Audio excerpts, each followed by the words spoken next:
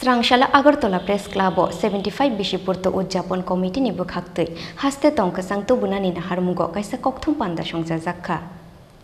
Srangshala Agartala Press Club 75 Bishipurto Udjapon Committee ni Bukhaktui Haste Tongkasang Tubunani na Harmugo Kaisa Kokthum Panda Songja Zakha Ashalni Panda Faiman Zakha Shopon Boni Gopal Roy Shubroto Bhumi Te Lokhon Roy Aboni Yagulo Kokthum Nairongni Buskango Faye Shopon Bonik Shakha Jongmari Paimani Yagulo Haste Shalbrumna Walai Bulai Toglai Patimung Patimani Abono Motagnani na Harmung Tuino 15 March Shalmariwa Borok Deputation Yafarka Aboni Yagulo 21 March Shalmariwa Memorandum Yafarka Hunebo Shakha Shopon Bonik সাংবাদিক সম্মেলন স্বাধীনতার ৭৫ বছর উদযাপন কমিটির পক্ষে আমরা গত 15 তারিখ অর্থাৎ 15 মার্চ মাননীয় মুখ্যমন্ত্রীর কাছে রাজ্যের যে ভোলাটাইল সিচুয়েশন চতুর্দিকে যে হিংসাত্মক কার্যগুলি চলছে তাকে বন্ধ করার আবেদন জানিয়ে একটি ডেপুটেশনের জন্য আবেদন করেছিলাম 20 তারিখ সেটা ডেট চেয়েছিলাম কিন্তু মাননীয় মুখ্যমন্ত্রী অফিস থেকে সেই ডেট আমরা পাইনি 21 তারিখ আমরা নিজেরাই গিয়ে আমাদের মেমোরেন্ডাম সেখানে জমা দিয়ে এসে আপনাদের মাধ্যমে জনগণের কাছে আমাদের বার্তাটা পৌঁছে দিতে চাইছি তার জন্যই আজকের এই সাংবাদিক সম্মেলন তো আজকের এই সাংবাদিক সম্মেলন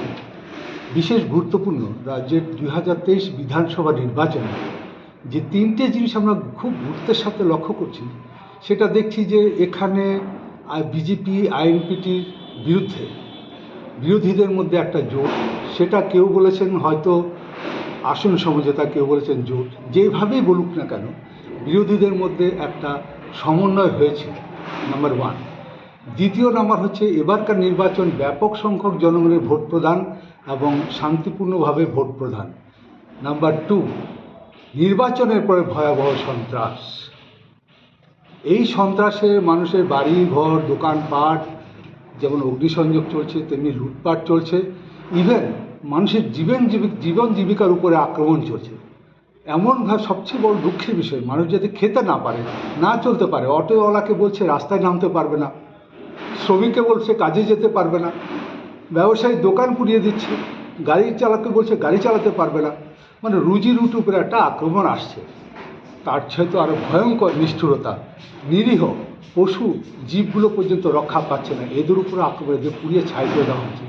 এদের আহারের উপরেও অত্যাচার আসছে ঘরের টিনগুলো গাদাগুলোকে পুড়িয়ে দেওয়া হচ্ছে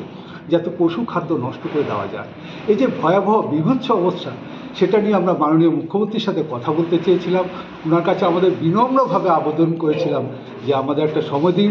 রাজ্যের জনগণকে অন্তত মুক্তি দিন আপনার আহ্বান ছিল শান্তিপূর্ণ পরিবেশ বজায় রাখবেন স্বচ্ছতা দেবেন সব কিছুই ঠিক আছে নির্বাচনটা সবই ঠিক হয়েছে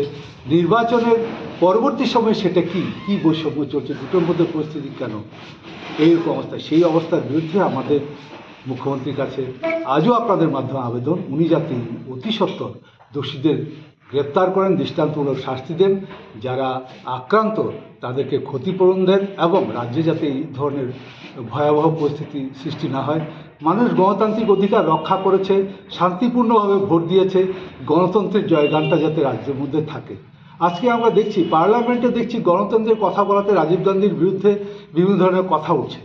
কিন্তু রাজ্যের এই চিত্রগুলো যদি পার্লামেন্টারিয়ান যারা কথা তুলছেন তারা যদি দেখে যান যে এখানে গণতন্ত্র আদৌ আছে কিনা এটা কি মিথ্যে কিনা রাজীব গান্ধীর কথা তাহলে আমি ওদেরকে আবেদন করব আপনাদের মাধ্যমে আসুন আমাদের রাজ্যে দেখে যান সেই চিত্রটাকে তুলে ধরুন পরিষ্কার হয়ে যাবে আপনাদের কাছে আমি